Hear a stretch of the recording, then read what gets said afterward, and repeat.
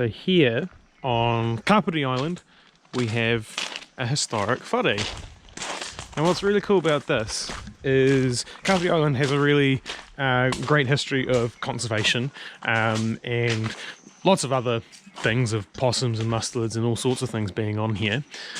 But this whare is where lots of conservation rangers, lots of scientists, all sorts of people used to live in this little house.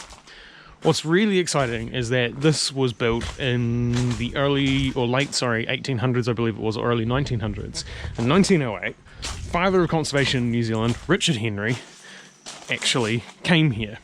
This was after his stint in Fiordland on Resolution Island, where he tried to save the kakapo and was fairly successful, although mustelids made it to the island, and he was pretty upset about that. And so a lot of his techniques of dog sniffing, island translocations, are actually what is used by DOC, the Department of Conservation, today. And what's cool about this is that this actual house is where he stayed. It's still in use. According to the signs, people still actually live in here. But about 100 years ago, or just over 100 years ago, Richard Henry, the man who actually basically started conservation in New Zealand, he's widely credited as being the one who was the father of conservation I said earlier, actually stayed in this house, which is really, really cool.